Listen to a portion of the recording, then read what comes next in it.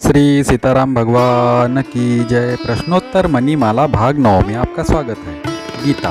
प्रश्न 1, भगवान ने गीता युद्ध के समय ही क्यों सुनाई? उत्तर, यह बताने के लिए कि युद्ध जैसा घोर कर्म करते हुए भी मनुष्य कल्याण को प्राप्त हो सकता है। तात्पर्य है कि साधन किसी परिस्थिति विशेष की अपेक्षा नहीं रखता, वह प्रत्येक परिस्थिति अवस्था में हो सकता है।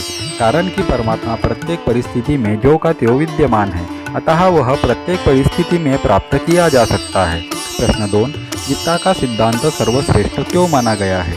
उत्तर, कारण कि वह सिद्धांत स्वयं भगवान का है, ऋषि मुनियों का नहीं। भगवान ऋषि मुनियों के भी आदि है। वास्तव में भगवान का सिद्धांत ही सिद्धांत कहलाने लायक है। अन्य दार्शनिकों का सिद्धांत वास्तव में सिद्धांत नहीं, प्रत्युत मत है।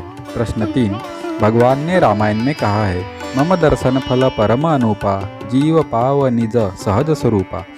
अर्जुन ने तो भगवान के विश्व रूप, चतुर्भुज रूप और द्विभुज रूप तीनों के दर्शन कर लिए थे, फिर उनका मोह दूर क्यों नहीं हुआ?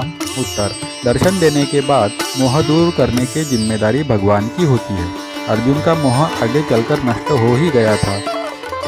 इससे सिद्ध हुआ कि दर्शन के बाद मोह नष्ट होता ही है, परंतु अर्जुन ने मोह नष्ट होने में न तो गीता श्रवण को और न दर्शन को ही कारण माना है, प्रत्युत भगवान की कृपा को ही कारण माना है। प्रश्न 4, गीता में श्रेष्ठ पुरुषों के आचरण की मुख्यता बताई है और भागवत में वचन की मुख्यता बताई है। दोनों में कौन सी बात माने? उत्तर, गीता में तो संसार की स्वाभाविक प्रवृत्ति बताई है कि श्रेष्ठ पुरुष जैसा आचरण करते हैं वैसा ही अन्य लोग भी करते हैं, परंतु वास्तव में कर्तव्य अकर्तव्य के विषय में वचन को प्रमाण मानना श्रेष्ठ है। इसलिए इतिहास की अपेक्षा विधि को और विधि की अपेक्षा निषेध को प्रबल माना गया है। श्रेष्ठ पुरुषों के आचरण का स्वाभाविक ही दूसरे पर असर पड़ता है, चाहे हम देखें या न देखें, परंतु जहाँ उनके आचरण और वचनों में विरोध दिखे, वहाँ उनके आचरण न देखकर उनके वचनों का ही पालन करना चाहिए। कारण कि उन्होंने किस परिस्थिति में क्या किया इसका पता लगता ही नहीं है। श्री सीताराम भगवान की जय।